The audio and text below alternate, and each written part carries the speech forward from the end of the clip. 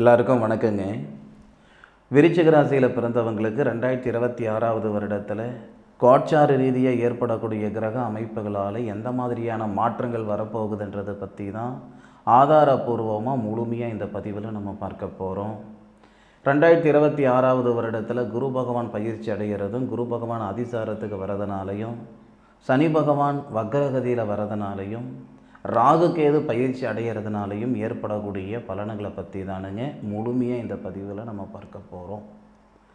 விருச்சிக ராசினா காலச்சக்கரத்துக்கு 8வது ராசி. பொதுவாக ராசிகளுக்கு தரக்கூடிய முக்கியத்துவத்தை நட்சத்திரங்களுக்கு தரதில்லைங்க.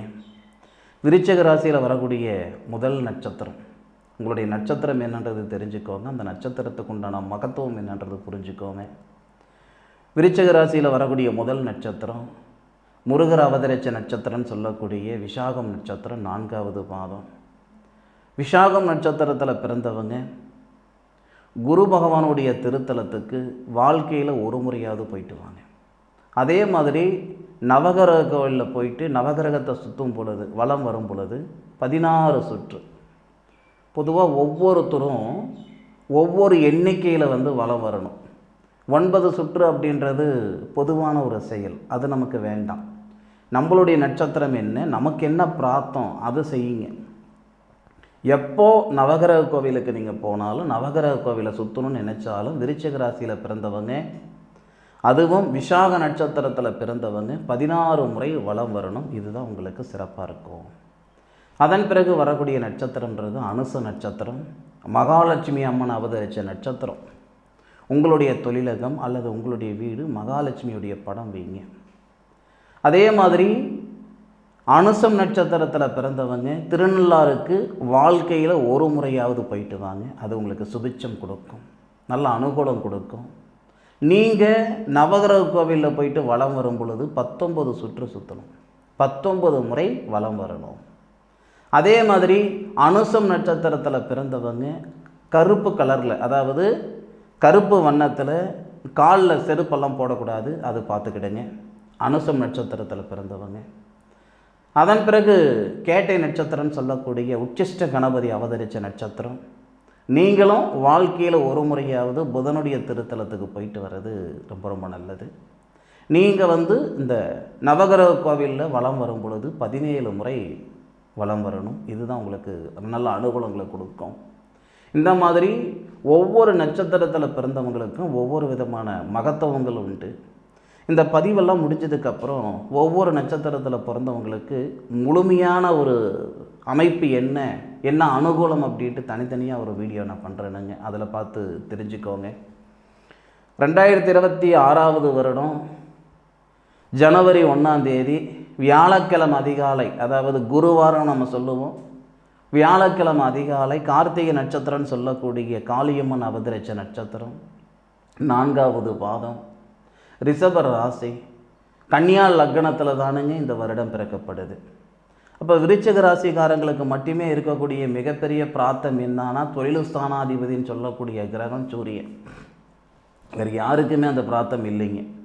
தொழில் ஸ்தானாதிபதினு சொல்லக்கூடிய சூரியன் 2026 வருடம் தொடக்கத்திலேயே தனஸ்தானத்தில் இருக்கே, தனகாரகனும் தனஸ்தானாதிபதினு சொல்லக்கூடிய குரு பகவானுடைய பார்வை வாங்க, உங்களுடைய ராசியாதிபதினு சொல்லக்கூடிய செவ்வாய் தனஸ்தானத்தில் தனகாரகனுடைய பார்வையில் சூரிய பகவான் தொழில் ஸ்தானாதிபதியோடு சேர்ந்து சூரிய மங்கள யோகமாக இருக்கக்கூடிய தருணத்தில் குரு பார்வை பிரமாதமாக இருக்கும். 2023 வருஷம், 2024 வருஷம், 2025 வருஷம், இந்த 3 வருஷம் விருச்சிக ராசியில் பிறந்தவங்களுக்கு காசு பணத்தை கொடுத்ததோ இல்லையோ நல்ல அனுபவத்தை கொடுத்துருக்கு இந்த பிரபஞ்சம். யாரை நம்பி இருக்கணும், யாரை நம்பி இருக்கக்கூடாது, எப்படி இருந்திருக்கணும், எப்படி இருந்திருக்கக்கூடாது, பலவிதமான அனுபவம். அதாவது வசதி வாய்ப்புகள் வந்திருந்தால் கூட அது உங்களுக்கு இந்தளவுக்கு இருக்காது. மிகப்பெரிய அனுபவத்தை இந்த பிரபஞ்சம் கொடுத்துருக்கும். அந்த அனுபவம் போதுமானது 2026 வருஷத்தில் இந்த பிரபஞ்சம் உங்களை முன்னுக்கு தள்ளுறதுக்கு. சூரிய மங்கள யோகம் அப்படின்றது இந்த வருடத்துடைய தொடக்கத்திலேயே இருக்குங்க. அதுவும் ஜூன் மாதம் 2ஆம் தேதிக்கு மேற்கொண்டு விருச்சிக ராசி நண்பர்களுடைய வாழ்க்கையில் மிகப்பெரிய மாற்றங்கள் வரும். வெளிநாடு போகிறதுக்கான சந்தர்ப்பத்தை ஏற்படுத்தும். இல்லை சுய தொழில் செய்கிறதுக்கான வாய்ப்புகளையும் கொடுக்கும், அல்லது இடமாற்றங்கள் செஞ்சுக்கிறதுக்கான வாய்ப்புகளும் கொடுக்கும், பதவி உயர்வு ஏற்படுறதுக்கான சூழலை ஏற்படுத்தும். அப்போ விருச்சிக ராசிக்காரங்க, அதாவது விருச்சிக ராசியில் பிறந்தவங்க ஆணாக இருந்தாலும் சரி பெண்ணாக இருந்தாலும் சரி 2026 ஜூன் 2ஆம் தேதிக்கு மேற்கொண்டு குரு பயிற்சிக்கு மேற்கொண்டு மிகப்பெரிய ஒரு வாழ்க்கை வாழ்கிறதுக்கான சூழல் இருக்குது. விருச்சிக ராசியில் பிறந்தவங்க அதில் எந்த விதமான மாற்று கருத்தும் கிடையாது. அதுக்கு நான் ஆதாரமும் கொடுக்குறேனுங்க. அதுக்கு முன்னுக்கு ஜனவரி 1ஆம் தேதியிலிருந்து ஜூன் மாதம் 2ஆம் தேதிக்குள்ளார ஏற்படக்கூடிய விஷயங்கள் என்னன்றது சொல்லிடுறேன். விருச்சிக ராசிக்காரங்களுக்கு மட்டும்தான் லாபஸ்தானாதிபதியாக புதனும் தொழில் ஸ்தானாதிபதியாக சூரியனும் வருவாங்க. அப்போ அந்த லாபஸ்தானாதிபதியும் தொழில் ஸ்தானாதிபதியும் சொல்லக்கூடிய புதனும் சூரியனும் விருச்சிக ராசிக்கு 2வது பாவகத்தில் தனஸ்தானத்தில் புதனாதித்ய யோகமாக குரு பகவானுடைய பார்வை. இதில் இன்னொரு முக்கியமான சமாச்சாரம் இருக்குது. என்னன்னா, தனகாரகன் சொல்லக்கூடிய கிரகம் குரு, தொழில் ஸ்தானாதிபதினு சொல்லக்கூடிய கிரகம் சூரியன், தொழிலுக்காரகன் சொல்லக்கூடிய கிரகம் சனி. அப்போ சனி பகவான் விருச்சிக ராசிக்கு 5வது பாவகத்தில் குரு பகவானுடைய சாரத்தில் குரு பகவானுடைய வீட்டில் இருந்து தொழில் ஸ்தானாதிபதினு சொல்லக்கூடிய சூரியனை பார்க்கிறார். அதாவது தொழில்காரகன் கிரகம் குரு மேலே போகும்போது தனகாரகன் மேலே போகும் பொழுது தொழில் ஸ்தானாதிபதியை பார்ப்பதால் இந்த வருடத்தில் நீங்கள் எடுக்கக்கூடிய முடிவுகள் சரியாக இருக்கும். அதாவது படத்தில் சொன்ன மாதிரி ஸ்டார்டிங் நல்லா இருக்குது இவர்கிட்ட, ஃபினிஷிங் சரியில்லை அப்படின்னு எல்லாம் சொல்லுவோம் இல்லையா? அந்த மாதிரி 2024 இருக்கட்டும் 2025 இருக்கட்டும், உழைப்பு நிறைய போட்டிருப்பீங்க, கை கட்டியிருக்கும் வாய் கட்டியிருக்காது. அப்போ உழைப்புக்கு தகுந்த உயர்வு இல்லையே, வாழ்க்கைக்கு ஏற்ற வளர்ச்சி இல்லையென்ற மன அழுத்தம் நிறைய இருந்திருந்திருக்கும். இந்த 2026வது வருடத்தில் கோட்சார கிரக அமைப்புகள் சாதகமாக இருக்கிறதுனால முழுமையான ஒரு சந்தோஷத்தை தரப்போகுது, முழுமையான ஒரு வளர்ச்சியை தரப்போகுது இந்த வருடம். அதில் மாற்று கருத்து இல்லை. ஒரு விஷயம் புரிஞ்சுக்கோங்க, விருச்சிக ராசியில் பிறந்தவங்களுக்கு மட்டும் இந்த வார்த்தை நான் சொல்லலைங்க. இன்றைக்கி சம்பாதிச்சவங்களோ சாதித்தவங்களோ வசதி படைத்தவங்களோ ஒரு 10,000 பேருக்கு வேலை கொடுக்கக்கூடிய இடத்துல இருக்கிறவங்களோ எல்லாருக்குமே இந்த பிரபஞ்சம் ஒரு சந்தர்ப்பம் கொடுத்துருந்துருக்கோம்ல. சந்தர்ப்பம் கொடுத்ததுனால தானே சாதிச்சிருந்திருப்பாங்க. விருச்சிக ராசியில் பிறந்தவங்களுக்கு அந்த மாதிரியான சந்தர்ப்பத்தை இந்த பிரபஞ்சம் தரக்கூடிய தருணம் தானுங்க இந்த 2026 2026வது வருடம். அப்போ 2026வது வருடம் முழுமையாக தொழில் சார்ந்த விஷயங்களுக்கு நல்லா இருக்கும். தொழில் நிமித்தமாக வேலை நிமித்தமாக இருக்கக்கூடிய நண்பர்களுக்கு இது பிரகாசமாக இருக்கும். சம்பாதிக்கிற நேரமெல்லாம் கிடையாது, இது சாதிக்கிற நேரம். சம்பாதிக்கிறதுன்றது எல்லாரும் செய்யக்கூடிய விஷயம், எல்லா நேரத்துலையும் பண்ணக்கூடிய விஷயம். சாதிக்கிறது அப்படி இல்லை. உங்கள் வம்சத்தில் யாரும் வாழாத வாழ்க்கையை வாழ்கிறதுக்கான பாதையை இந்த பிரபஞ்சம் இந்த தருணத்தில் ஏற்படுத்துது. உங்களுக்கு அது சௌகரியம்னா தேவைன்னா பயன்படுத்திக்கோங்க. அதே மாதிரி பிப்ரவரி 16ஆம் தேதி இது இன்னும் முக்கியமான ஒரு தருணமாக இருக்கும். இந்த மன அழுத்தத்தில் இருக்கிறனுங்க, கடன் பிரச்சனை அதிகமாக இருக்குதுங்க, கழுத்து பிடிக்கிற அளவுக்கு கடன் பிரச்சனை இருந்துக்கிட்டு இருக்குது, இருக்கலாமே இருக்க வேணாமான்ற மனநிலையில் நான் இருந்துக்கிட்டு இருக்கிறேன்னு நினைக்கக்கூடிய விருச்சிக ராசியில் பிறந்தவங்களுக்கு பிப்ரவரி மாதம் 16ஆம் தேதி பொருளாதாரத்திலிருந்து விடுவிக்கிறதுக்கான பாதையை இந்த பிரபஞ்சம் கொடுத்துரும். முயற்சி பண்ணுங்க. மண்ணில் போடுற விதையை முட்டிக்கிட்டு வெளியே வருது. நம்ம மனசால் உழைப்புன்ற விதையை விதைங்க. வெற்றின்ற விருச்சம், வளர்ச்சின்ற விருச்சம் நிச்சயமாக வந்தே தீரும். பிப்ரவரி 16ஆம் தேதியிலிருந்து பொருளாதார ரீதியாக இருக்கிற சங்கடங்கள் சரியாகிறதுக்கும் மன அழுத்தம் நீங்கிறதுக்கும் மன வாழ்க்கையில் இருக்கிற சங்கடங்கள் எல்லாமே சரியாகிறதுக்கான வாய்ப்புகளை தரப்போகுது விருச்சிக ராசியில் பிறந்தவங்களுக்கு. இதில் மாற்று கருத்து இல்லை.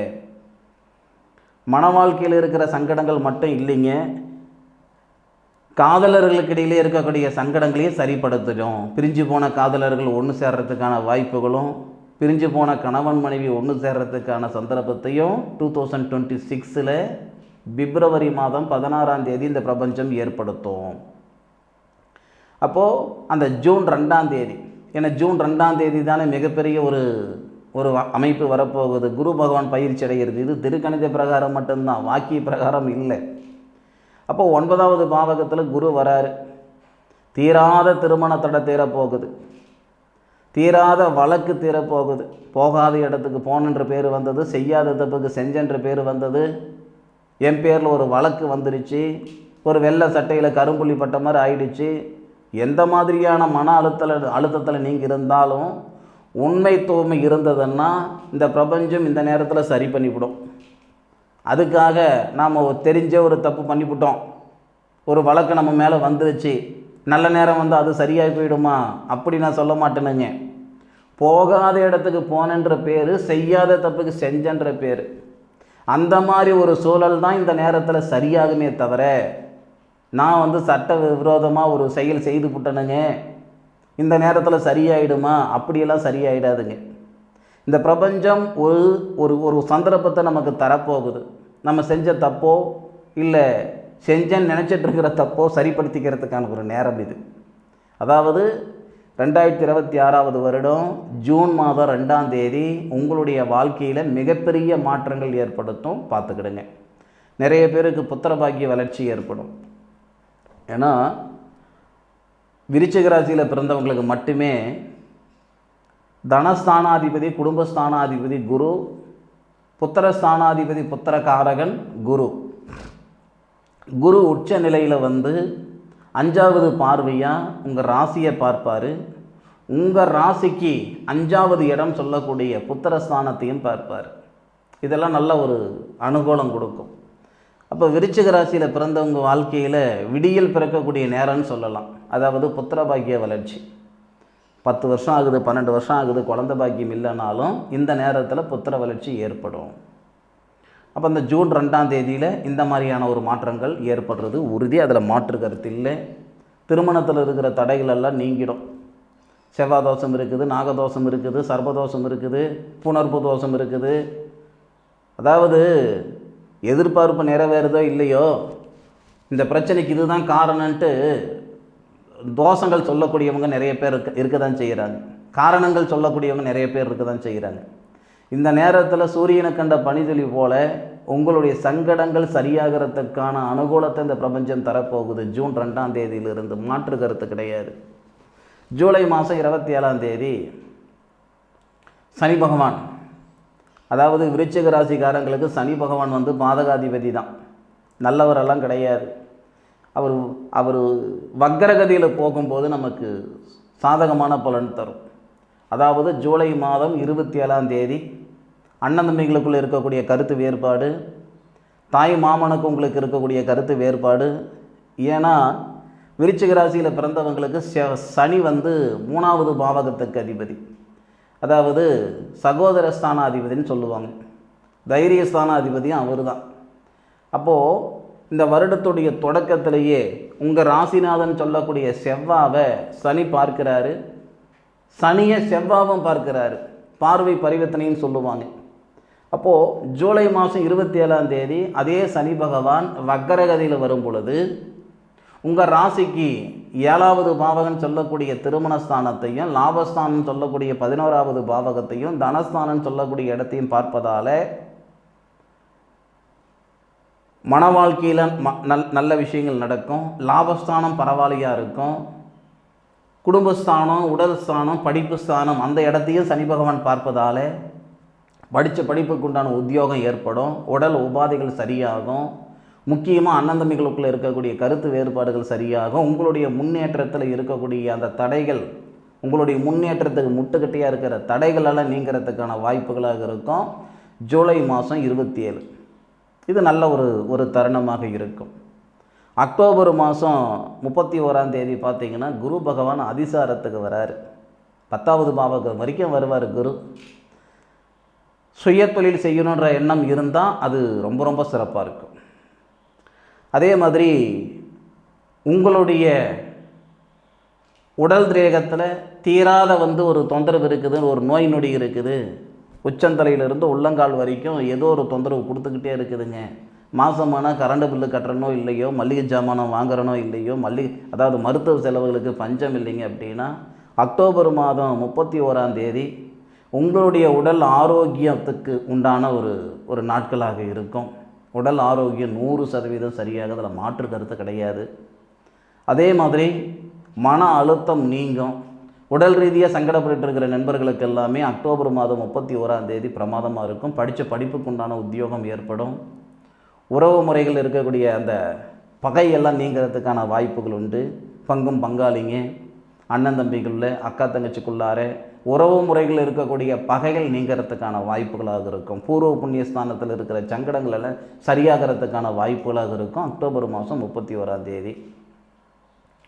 அதே மாதிரி டிசம்பர் மாதம் 5ஆம் தேதி தானுங்க ராகு கேதுவும் பயிற்சி அடைகிறாங்க. இந்த ராகு கேது பயிற்சி அடைகிறது ஏன்னா சுபஸ்தானத்தில் இருக்கிற ராகு 3வது பாவகத்திலையும் தொழில் ஸ்தானத்தில் இருக்கிற கேது 9வது பாவகத்துக்கு வரார். இதுவும் நல்ல ஒரு தருணமாக இருக்கும். ஏன்னா 3வது பாவகத்தில் இருக்கக்கூடிய ராகுவும் பிரமாதமாக இருக்கும்.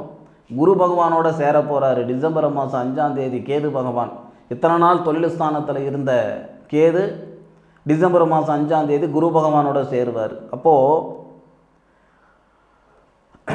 உங்களுக்கான ஒரு நேரத்தை இந்த பிரபஞ்சம் கொடுக்கும். அதாவது தொழில் ஸ்தானத்தில் இருக்கக்கூடிய அந்த தடைகள் முழுமையாக சரியாகிறதுக்கான வாய்ப்புகளாக இருக்கும். ஏன்னா பசு இதுக்கு முன்னாடி அதாவது ஒரு நல்லவன் கெட்டவனோட சேர்ந்துட்டான்ற மாதிரி. ஆனால் இந்த ராகு கேது பயிற்சி அடையக்கூடிய காலகட்டத்தில் குரு பார்வைப்பட்டாவே கோடி புண்ணியம். அந்த குரு அவங்க பார்க்குற நேரத்தில் 10வது கட்டத்தில் இருந்த அந்த தொழில் ஸ்தானத்தில் இருந்த கேது குருவோட சேரும்போது இன்னும் சிறப்பாக இருக்கும். அப்போது 2026வது வருடத்தில் ஒவ்வொரு காலகட்டத்திலையும் ஒவ்வொரு மாதிரியான மாற்றங்களை இந்த விருச்சிக ராசியில் பிறந்தவங்களுக்கு இந்த பிரபஞ்சம் ஏற்படுத்த போகுதுன்றதில் எந்த விதமான மாற்று கருத்தும் கிடையாது. அனுபவித்து சொல்லுங்கள். நம்மளால் முடியாது, நம்மளால் ஆகாது, செய்ய முடியாது, நீங்கள் என்ன வேணால் நினச்சிக்கோங்க. ஆனால் 2026வது வருடத்தில் நீங்கள் உயர்றது உண்மை, உருப்படுறது உண்மை, சம்பாதிக்கிறதுன்றதை விட சாதிக்கிறது உண்மை, நீங்கள் அடுத்த லெவலுக்கு வர்றது உண்மை. அதில் எந்த விதமான மாற்று கருத்தும் கிடையாது. முயற்சி செய்தால் முன்னேற்றம் ஏற்படும், அதில் மாற்று கருத்து இல்லை. முயற்சி மட்டும்தான் சாமி இத்தனை வருஷம் நான் செஞ்சுக்கிட்டு இருந்தேன். ஐயா, முயற்சி மட்டும் இருந்தாலும் போதாது, முயற்சியோட பிரபஞ்சத்தோடைய அனுகிரகங்கள் இருக்கணும். அப்படி பிரபஞ்சத்தோடைய அனுகிரகங்கள் இருந்தால் தான் சாதிக்க முடியும். இது உங்களுக்கான நேரம், சாதிச்சுக்கிடுங்க. அதே மாதிரி ஆயுள் கால சாதக புத்தகத்தை நான் எழுதி கொடுத்துட்டு இருந்தேனுங்க. இதுக்கு முன்னாடி நிறைய வீடியோவில் நான் காட்டியிருக்கேன். இது ஒரு மனுஷன் பிறந்ததுலேருந்து கடைசி வரைக்கும் போய் சேர்ற வரைக்கும் வரக்கூடிய முழுமையான தசாபுத்திக்குண்டான பலன் சாதகத்தை எழுதி கொடுத்துட்ருக்கேன். தேவைப்படுறவங்க பயன்படுத்திக்கோங்க. இது காசு குணம் சம்பாதிக்கிறதுக்காக செய்யலை, தொழில் நிமித்தமாக தொழில் மரியாதையாக செய்து கொடுத்துக்கிட்டு இருக்கிற வேலை. இது ரொம்ப நாள் அதெல்லாம் என்னால் எழுதி கொடுத்துட்ருக்க முடியாது. ஏன்னா ஒரு சாதக நோட்டு எழுதனாவே 10 நாள் ஆகிடுது. அதனால் வீடியோ கூட போட முடியாமல் இருக்கேன். தேவைப்படுறவங்க பயன்படுத்திக்கோங்க. மீண்டும் அடுத்த ஒரு அற்புதமான தருணத்தில் விருச்சிக ராசியில் பிறந்த உங்களை சந்திக்கும் வரை உங்களிடமிருந்து விடைபெறுவது உங்கள் வீட்டு ஜோதிட நண்பனான மா. காளிதாஸ் மணிகண்டன். திருச்சிற்றம்பலம். வாழ்க வையகம், வாழ்க வளமுடன்.